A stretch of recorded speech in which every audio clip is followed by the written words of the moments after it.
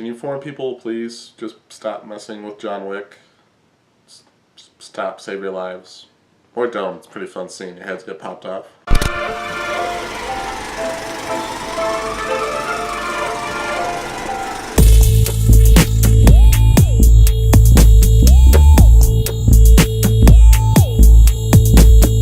So after the events of the first John Wick has got his revenge, he avenged his dog, got his sweet-ass car back, and now he can live his life, normal life, with just absolutely no problems ever for the rest of his life.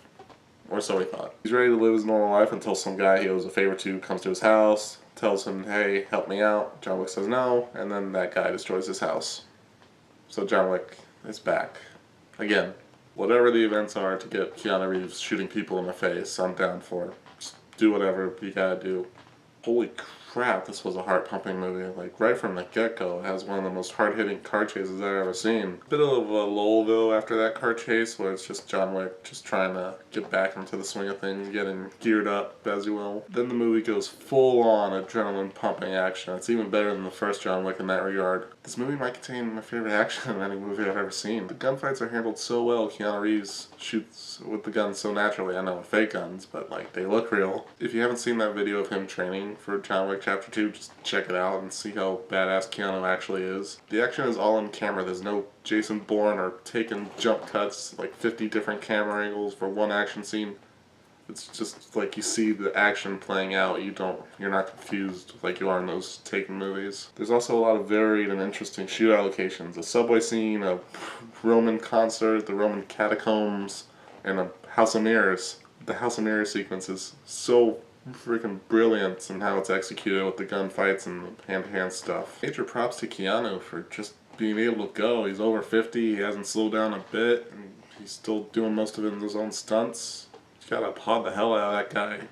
He's admittedly, not the best actor. I still love the guy, but he's not the best actor. He might be the best actor when it comes to selling the action, like himself, and not relying on a stunt double. The character of John Wick isn't the deepest, but Keanu does what he needs to sell the character. The story is where this movie stumbles in comparison to the first John Wick. The first John Wick had a very clear plot and motivation for the character. Get the guys who broke into your house and killed your dog, but it's also about coming to terms with the death of your loved one.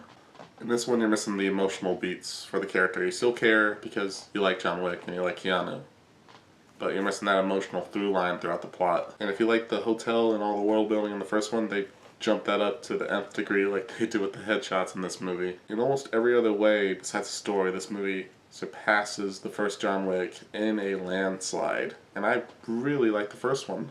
I love this movie just for the straight up action. If it had a stronger story and more emotion for John Wick, I probably would have loved it even more. But I can't wait for a third one. I really hope they do it. Go see this movie so they can do a third one. It's funny, as the movie was going along, I was like coming up with where they would go if they did a third one, and it actually happened. So I can't wait to see it. Also, if this movie keeps up the trend of increasing the amounts of headshots per movie, I think 7 billion people are just going to get shot in the face by John Wick in the next movie. Bye.